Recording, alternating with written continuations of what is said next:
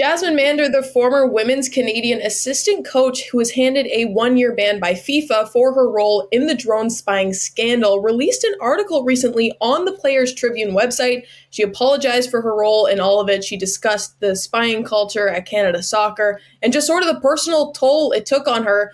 Now, the three of us have been chatting about this off record a little bit, but let's get our reactions now. Wheels, I'll start with you. When you read this, what are you thinking?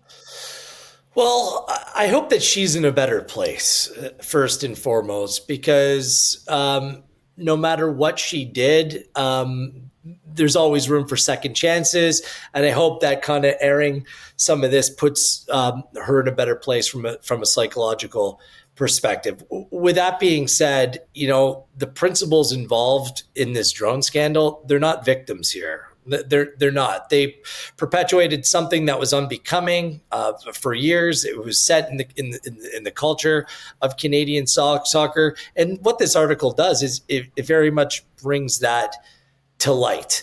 And this is the thing here. Mander's clearly calling for transparency. She doesn't feel that it's fair that her, Lombardi, and Priestman have taken the blunt of the blowback for their malfeasances here.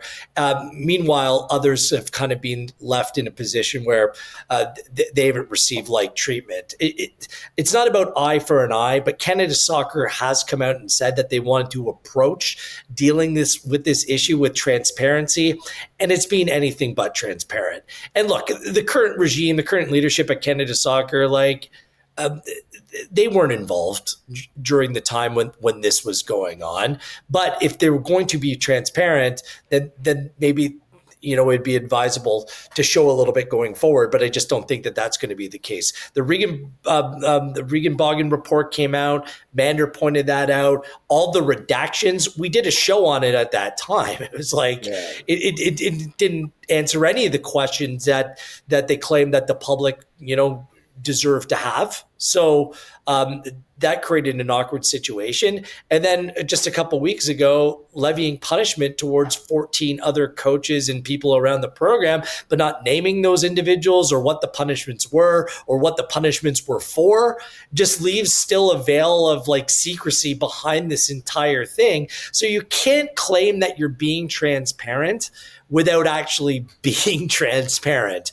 And that's where we are. So the admonishment for John Herdman, everything else that's come along with this, I think it's just left a real sour taste in a lot of people's mouths. And that's clearly where Mander comes from right now. And by the way, I understand why Canada Soccer is doing this. And in my opinion, not being transparent, because they want to wipe their hands clean of this. Yeah. They want to look forward. They don't want to look back. They look at most of this that's happened. This was under previous leadership, other people were in charge, and we basically kind of addressed the situation internally, and we're going to change things moving forward. They do not want to talk about this. It's like penetrates in my mind Kevin Blue doing that interview. It was on all the morning television stations when this was breaking. And it was basically accusing Jesse Marsh and the men's national team of being involved in something like this as well. So they've cleared the decks. They just want to move on from this. But any time that Mander or anyone else speaks out, it's going to bring things right back to the forefront. In just in terms of the way that this is being handled, you can't undo what's been done in the past, but it's about the way that you proceed going forward. And look, clearly Jasmine and others will continue to talk. I'm sure names will come to the surface, but it just won't happen in a public light. And it's up to the Canadian soccer community, the fans, and everyone involved out there, whether they think that's good enough. And clearly Jasmine Mander doesn't think it is. You can see from Mander that she's remorseful. You could see absolutely you know what, I shouldn't do that. But there's so many things that stick out for me to that article. I'll try to keep it concise.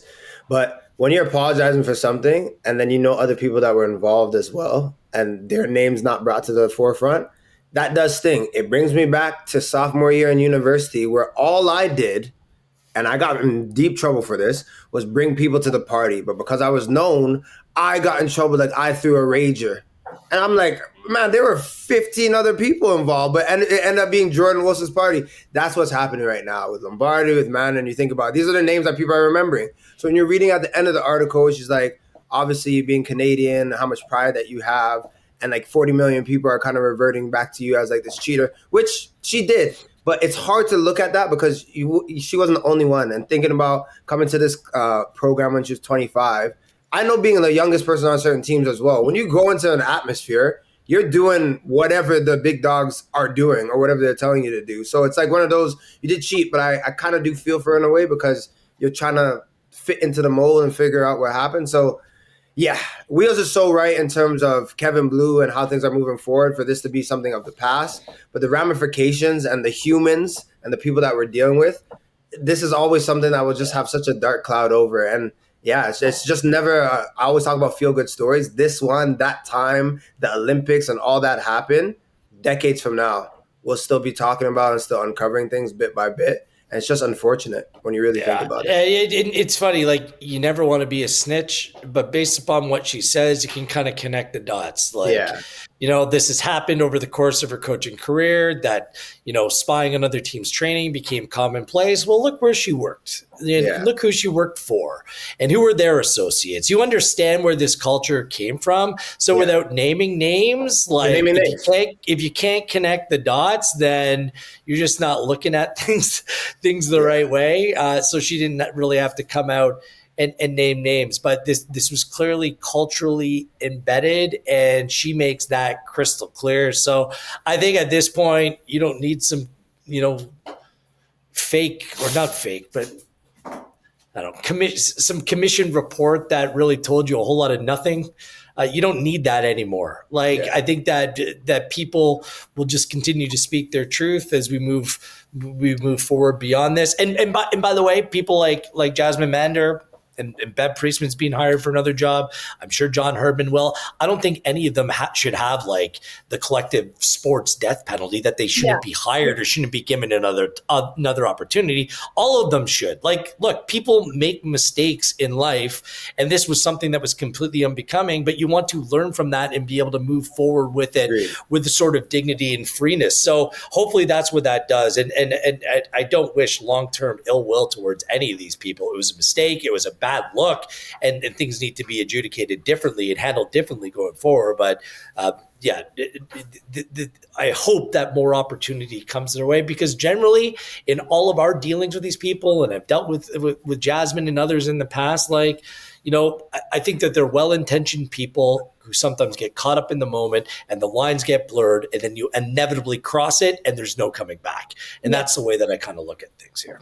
And Jordan, you made a good point. She's the youngest one on the staff. She's 25. She feels like she can't really be the one to ask, hey, are we supposed to be doing this? And then Wheels, again, as you said, you can kind of get caught up into it. But at this point, I think you're right. Accountability. And if this is what she needs to move forward and, find a more dignified future in the sport and coaching or whatever she decides to do, then, we wish her all the best.